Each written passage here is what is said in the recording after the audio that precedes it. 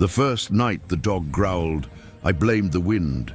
It was about 2:14 a.m. when I woke up, throat dry, heart beating that slow, heavy rhythm of someone who'd finally managed to fall into deep sleep after wrestling with ghosts for hours.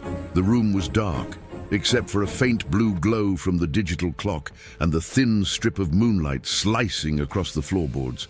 Then I heard it. Not a bark, not a whine, a growl. Low, continuous, vibrating up through the wood from somewhere beneath me, like the house itself was warning me about something. "Charlie," I mumbled, voice hoarse. "Easy, boy." The growl stopped. Silence pressed in.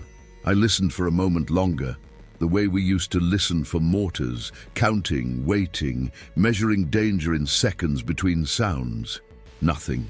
Just the faint creak of old lumber cooling in the night and the far-off sigh of the wind across the plains. "This is what you get for drinking coffee at 8, I muttered to myself.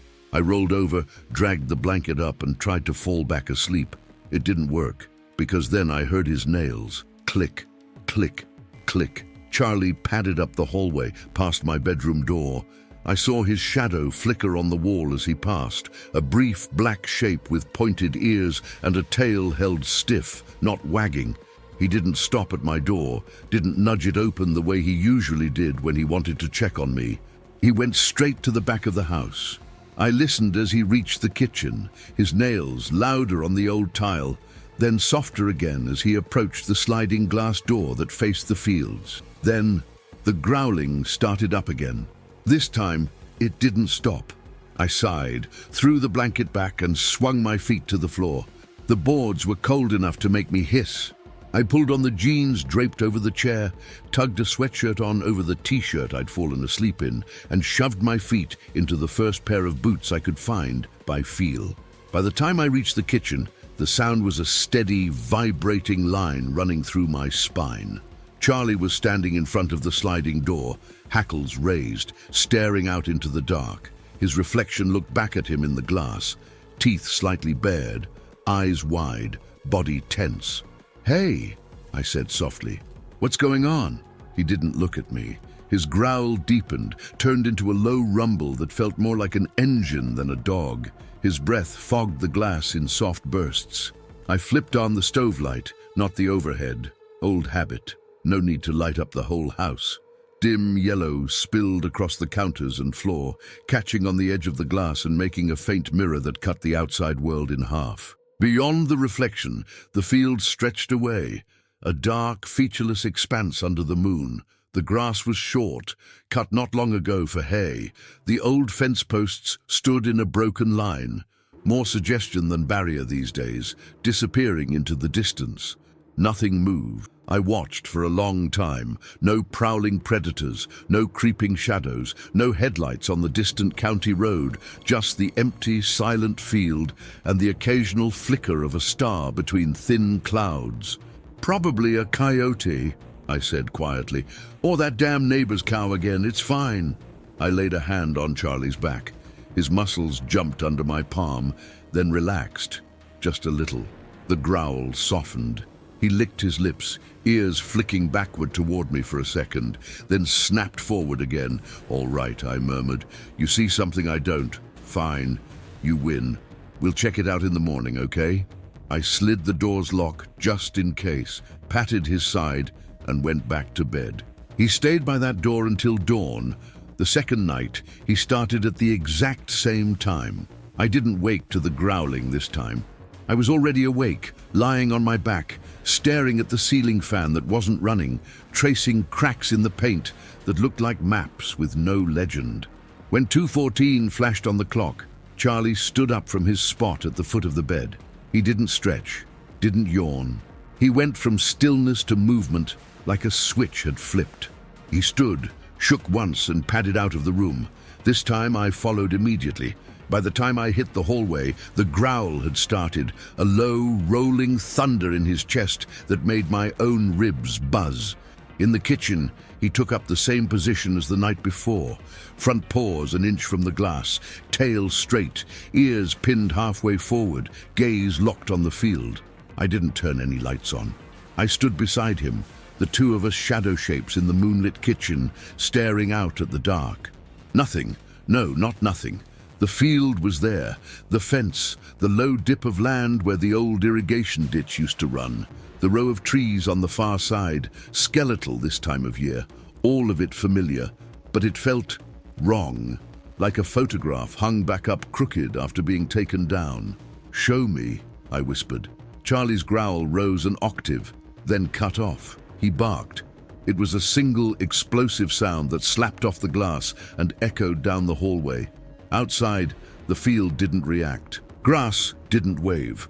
No birds startled up from hidden nests. But I felt something, not in my ears, in my teeth. A faint vibration like distant machinery buried under the house. It lasted less than a second, long enough to make me doubt I'd felt it at all. "Okay," I said, "I'm listening." I didn't sleep the rest of that night. The third night I brought the binoculars. Retirement had given me plenty of time to collect hobbies. Bird watching was one of them. I'd bought the good glass, the kind with more numbers and acronyms than some of my old gear. They sat on the shelf by the back door most days, waiting for hawks and owls and the occasional wandering crane. At 2:10, I was already in the kitchen. Charlie lay on the floor, eyes half closed, breathing slow. He looked calm, relaxed. You'd never guess that the previous 2 nights he'd turned into a live alarm system at exactly the same minute. I checked the clock on the stove. 2:13. "Here we go," I murmured. At 2:14, he stood. Same as before.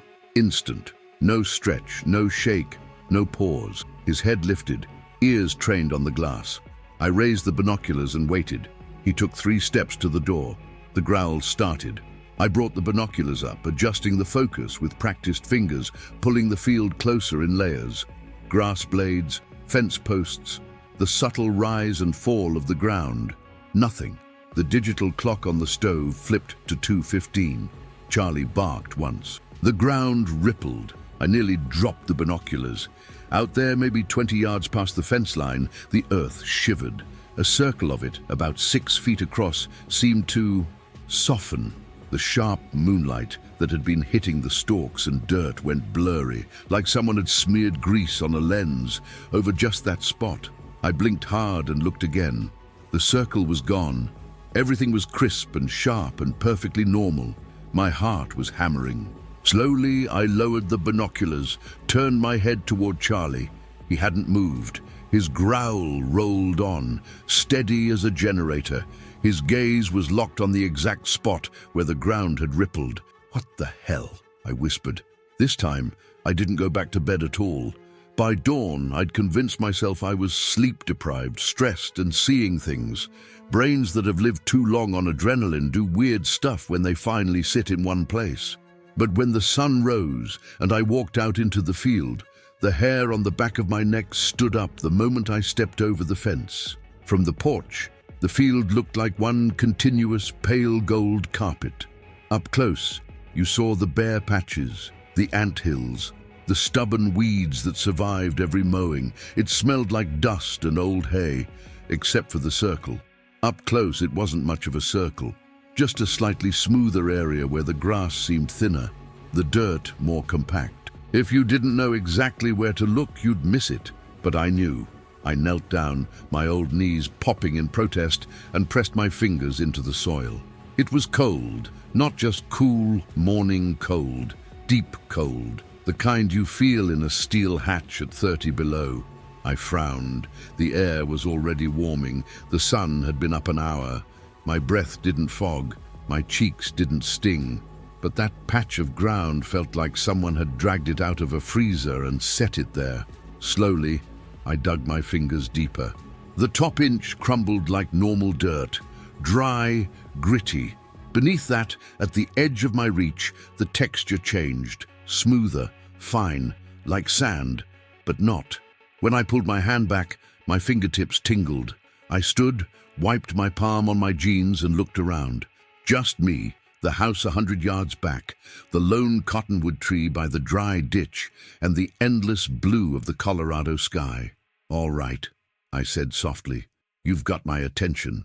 I didn't call anyone. Not yet. I'd learned the hard way that once you open doors, you don't get to decide who walks through them. That night, the pattern continued. 2:14 a.m. Charlie stood, padded to the door, growled. This time I was ready with the binoculars and the good camera. The one I'd bought to take pictures of birds and sunsets, not mysteries. I set it on a tripod, pointed it at the spot, hit record. At 2:15, the ripple came. The circle appeared, soft and unfocused, the grass within it bending in a wind I couldn't feel. For a full 3 seconds, it shimmered like heat on asphalt. Then, something else happened. The stars behind it moved. Not much. A tiny misalignment, like light passing through a lens. But it was enough. The pattern of constellations above that circle twisted, then snapped back into place as the shimmer faded. I felt it in my teeth again. A faint, vibrating discomfort, like when a vehicle idles too long, and you feel the whole hull buzz. "That's not wind," I whispered. The next morning I called somebody. Not NASA, not some hotline. Miller. He'd been my CO once upon a time, back when we were both idiots who believed maps were suggestions and orders were gospel. Now he was a civilian contractor with too much clearance and not enough friends. "Jesus, Cole," he said after I'd laid it out. "The dog, the time, the ripple, the cold, the stars. I thought you moved out there to avoid weird shit." "So did I said.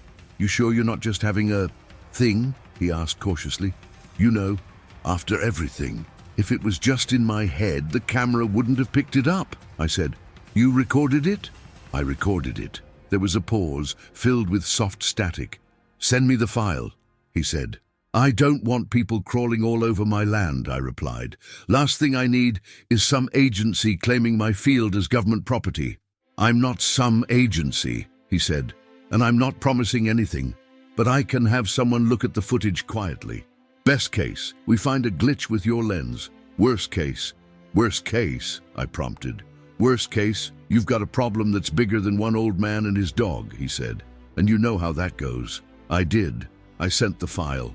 He called back that afternoon. "Okay," he said without preamble. "That's not a camera glitch." "You sound thrilled," I said. "I'm not thrilled," he replied. "I'm tired, and I was hoping to make it to retirement without adding space-time anomalies in farm fields to my list." "So it's a space-time anomaly now?" I asked. "Cole," he said.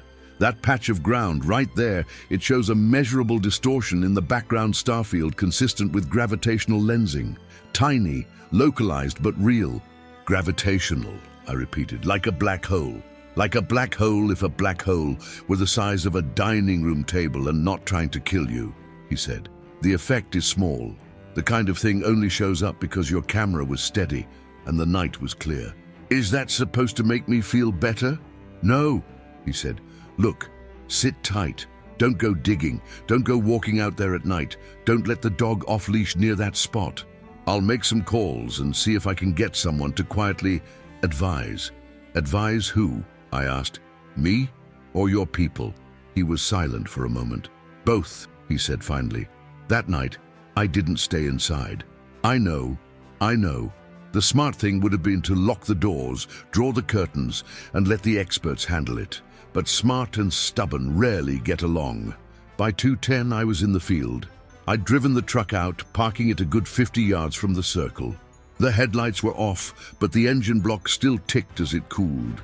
Little metal pings in the quiet. I sat on the tailgate with a thermos of coffee, wearing 3 layers and a thick beanie. Charlie sat beside me, leash wrapped twice around my hand. The field stretched out ahead, the circle somewhere in the darkness like a landmine. The sky was clear. The stars were so bright, it felt like you could fall up into them if you leaned too far back. At 2:13, Charlie's ears snapped forward. He stood, his body tightened, muscles coiling. A low growl began, vibrating up my arm through the leash. I slid off the tailgate. "Easy," I murmured. "We're hanging back tonight, okay? Observers, not participants." He growled louder. I took 2 steps forward, boots sinking softly into the dry ground. The air felt different out here, thinner, sharper, as if something had scraped a layer off it. 2:14. The circle appeared. Even from this distance, I saw the shimmer. The grass darkened within its boundary, the air above it wavered, and this time it didn't disappear after 3 seconds. It expanded, slowly like a breath. The circle widened. 6 feet, 8, 10. The edges stayed distinct, a perfect, unbroken boundary where normal ground ended and whatever that was began. The stars above it twisted, space bent, just slightly, like a sheet pulled tight, then pushed from below. A pressure built in my ears. Charlie barked. The circle pulsed. Light, not bright, not visible, but something seemed to radiate up from it. The hair on my arms rose. My boots sank half an inch like the ground softened under me. I planted my feet. "Stay," I told him. He didn't listen. He pulled. I'd trained him well. Years of commands, repetition, reward. Heel meant heel. Stay meant stay. But this was different. Whatever was happening out there lit something in him that training couldn't override. "Charlie!" I snapped. He lunged. I dug my heels in, felt the leash burn my palm. For a second we were two ends of a line in a tug of war, with something neither of us could see. Then the ground beneath my right foot shifted. Not much, just enough to make my weight slip. My ankle buckled. My knee went out from under me. I fell. The world tilted. The circle rushed sideways in my vision, the shimmering edge sliding closer. Charlie jerked forward. The leash snapped, taut, then jerked out of my hand. He ran straight into the circle. Everything stopped, not literally. The wind still moved, the stars still burned, my heart still hammered, but for a fraction of a second everything felt delayed, like the universe took a breath and held it. Then the holding broke. I scrambled to my feet, pain knifing up my twisted ankle. "Charlie!"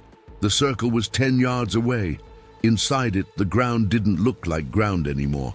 From the truck, from the house, even from the field edge, it had just looked wrong, blurred, rippling, cold. Up close, it was something else entirely. It was not dirt, not rock. The surface inside the circle had a texture that hurt to look at.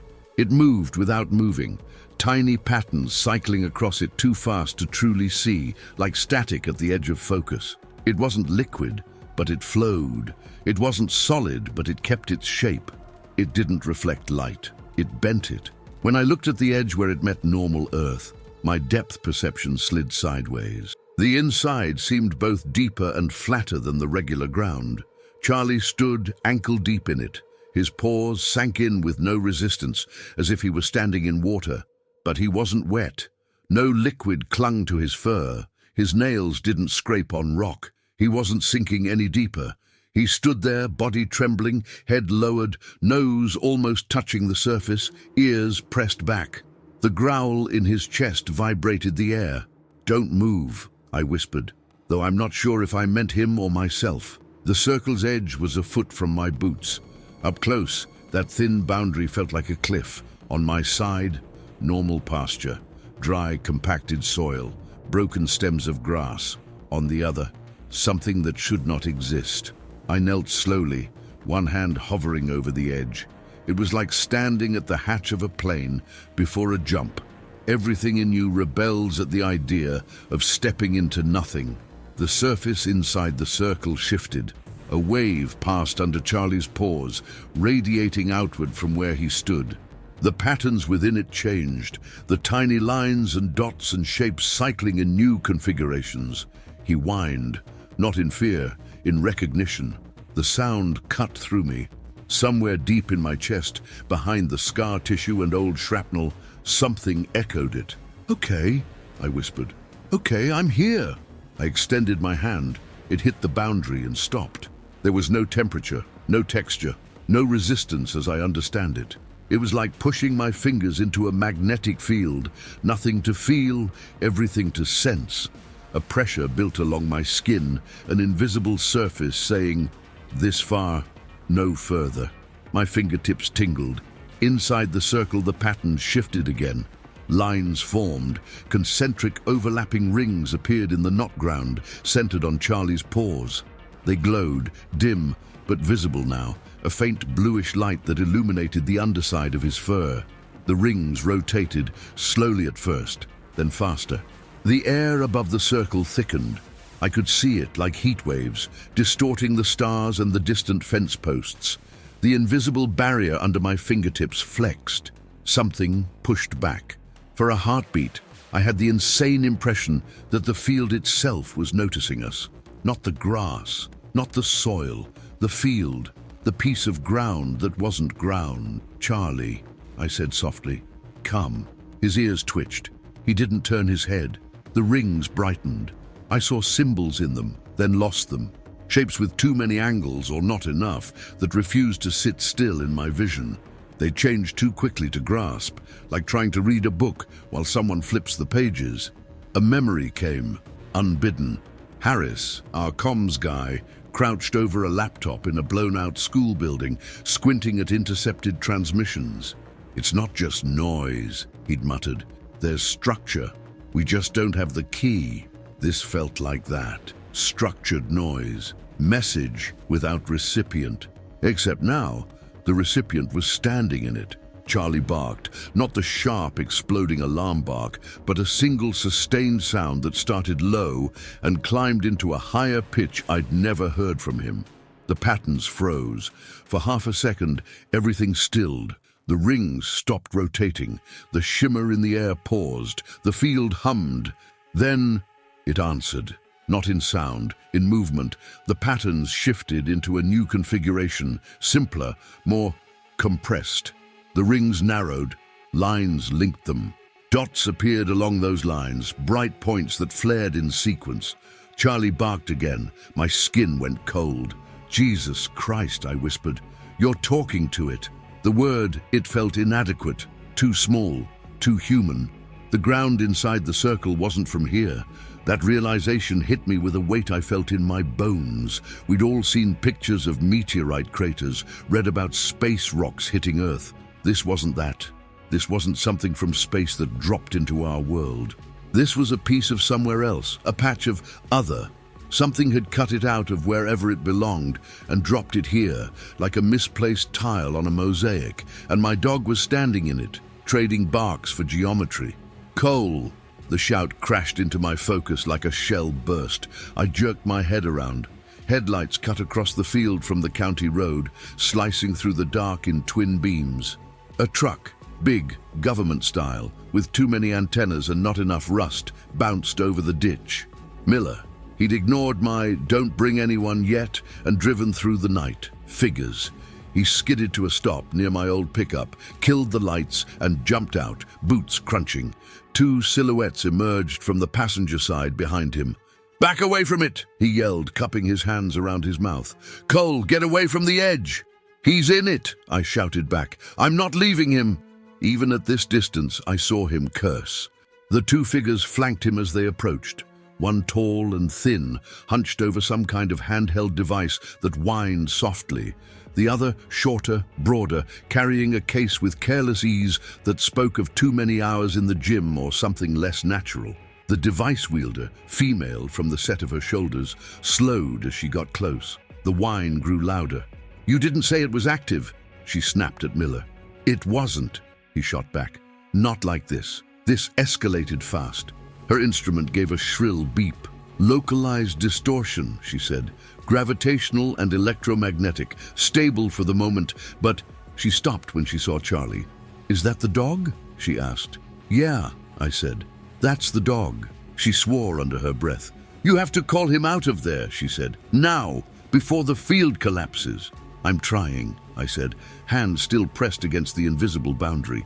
"He's engaged." "Engaged," Miller repeated slowly. Like engaged, or the knot ground flickered, the patterns within it stuttered, then resumed in a different sequence.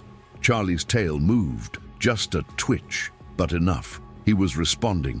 "Come on, buddy," I whispered. "Time to back out. We've seen enough." The woman with the device, Liu, I'd learn later, knelt beside me, her eyes flicking between the readings and the circle. "It's probing," she murmured. "Pinging. Sending out structured fields and measuring the response." "Like sonar?" Miller asked. "Like a handshake," she said. "It's not just distorting space-time, it's interrogating it." "Interrogating my dog," I said. She looked at me properly for the first time. Her gaze was sharp, assessing. He went in on his own? More or less, I said. He's been reacting to this spot for nights, growling, barking. He dragged me out here. Animals feel things we don't, she murmured. EM anomalies, ultrasonic frequencies. If this patch is harmonic with something in his nervous system, he might be functioning as a translator. That's a hell of a sentence, I said. You gonna explain it to him? She half smiled, quick and humorless. I was hoping he'd explain it to us. The knot ground surged. For the first time, the boundary moved. It pushed outward, expanding another few feet, stopping just short of my boots. The invisible surface under my fingertips thickened, the pressure increasing. Back!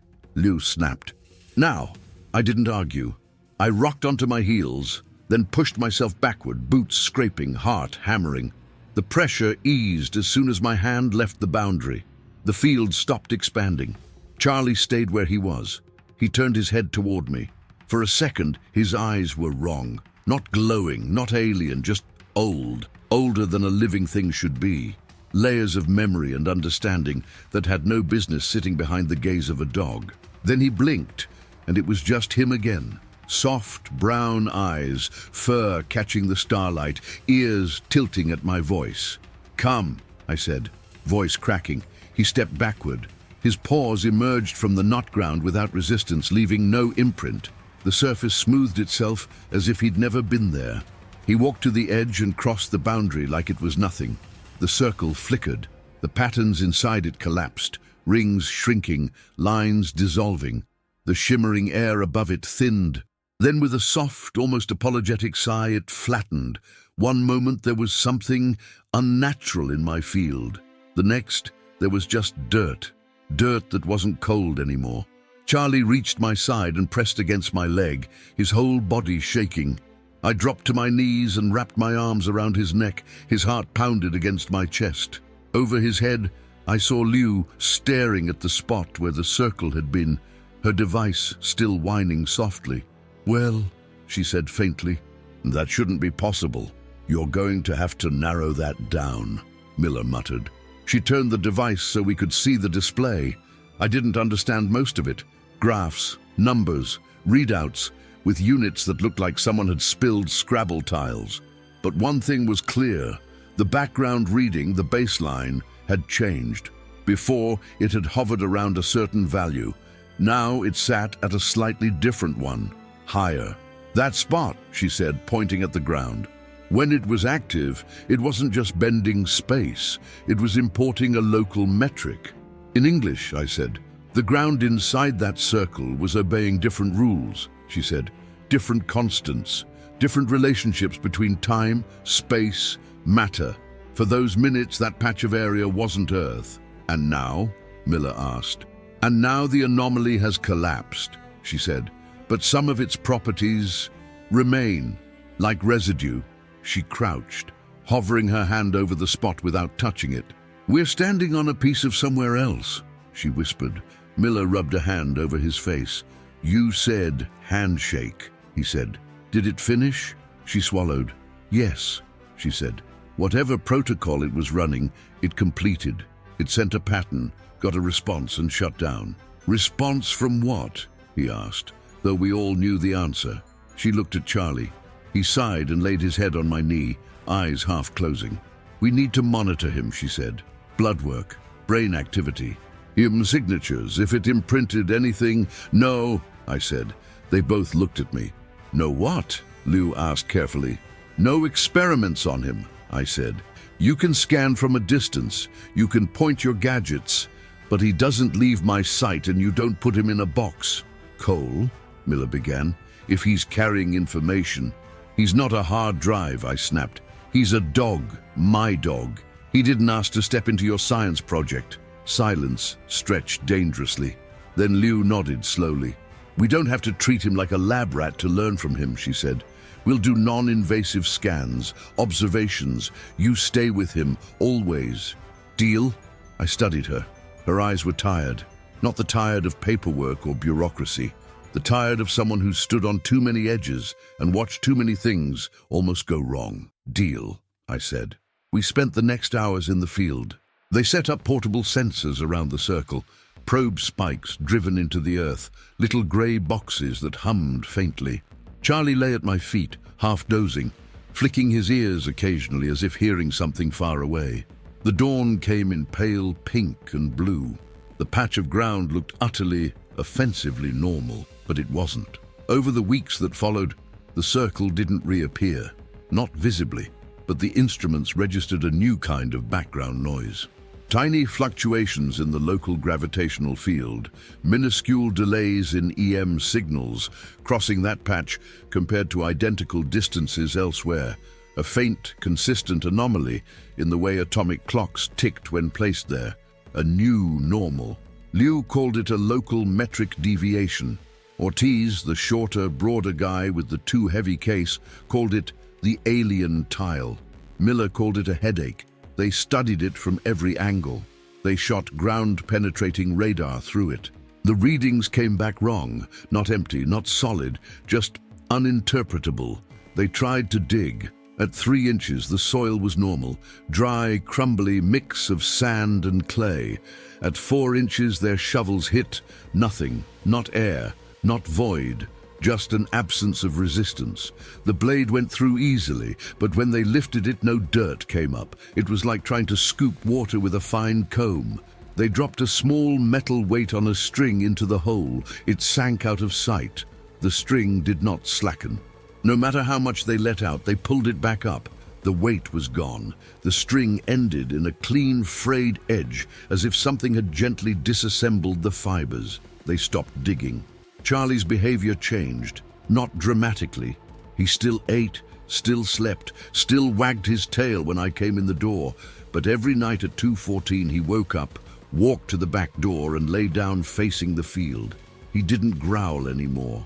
He just watched. Sometimes his ears would twitch in a rhythm that matched the faint pulses on Liu's graphs. Sometimes he'd tilt his head as if listening. "Do you think it's still talking to him?" I asked one evening, as we sat on the porch, wrapped in jackets, watching him watch the night. "Talking seems like the wrong word," she said. "Interacting, maybe. Syncing. Like updating." "Updating," I repeated. "Like software." She smiled grimly. "Like patching a system," she said. "You saw the change in the background metrics. Whatever that patch did, it didn't just say hello and leave. It adjusted something, smoothed something, and your dog was in the loop. Should I be worried?"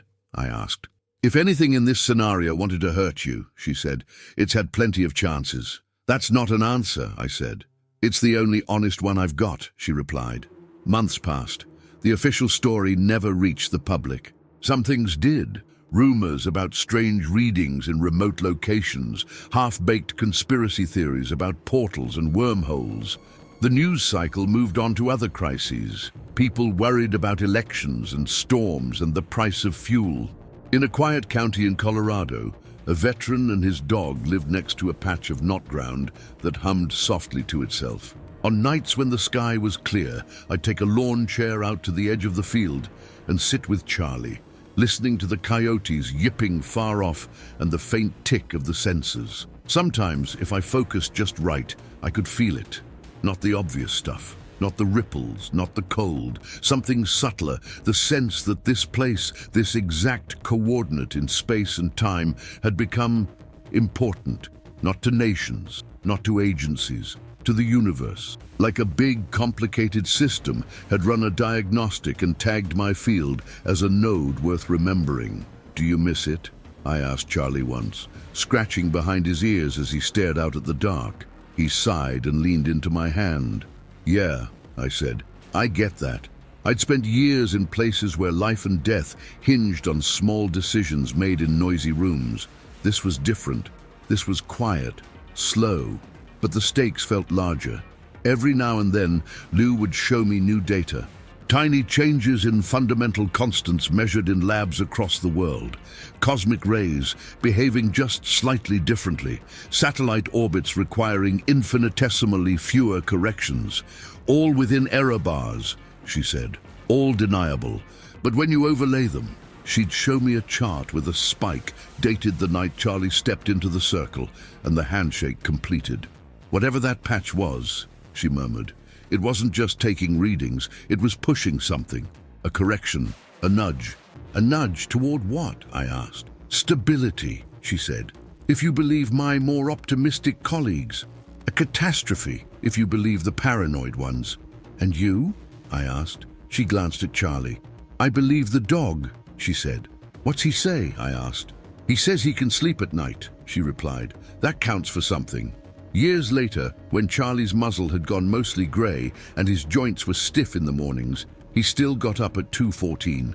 Not every night, but enough. He'd walk to the door, lie down, and rest his head on his paws, eyes half open, breathing slow. Sometimes, when the hum in my chest woke up with him, I'd join him on the floor. We'd sit there together, me with my back against the cabinets, him against my leg, both of us staring out at a field that looked like any other. Sometimes in those moments, I'd remember the ripple, the circle, the knot ground. I'd remember the feeling of my hand pressed against a boundary that wasn't physical, of something impossibly vast, pushing back gently like a tide. I'd remember the eyes of my dog when he stood in that circle, wary, focused, unafraid. You realized, before I did, I'd say quietly, that we were standing on something that didn't belong here. His tail would thump once against the floor. It took a long time before I understood the other part. The part where it wasn't just that the ground wasn't from Earth. It was that after that night, a small piece of Earth wasn't from Earth anymore either. It had been touched, tuned, slid slightly into alignment with a larger structure. Not enough for anyone driving past on the county road to notice, but enough. Enough that when the universe needed to send a tiny course correction through a stubborn little species on a wet rock, it knew where to aim. Right here. This field, this patch, this dog, this old man. If you're listening to this, if you've followed me through the long nights and the humming silence and the strange geometry in the soil, remember this. Not all aliens arrive in ships. Not all messages come in words.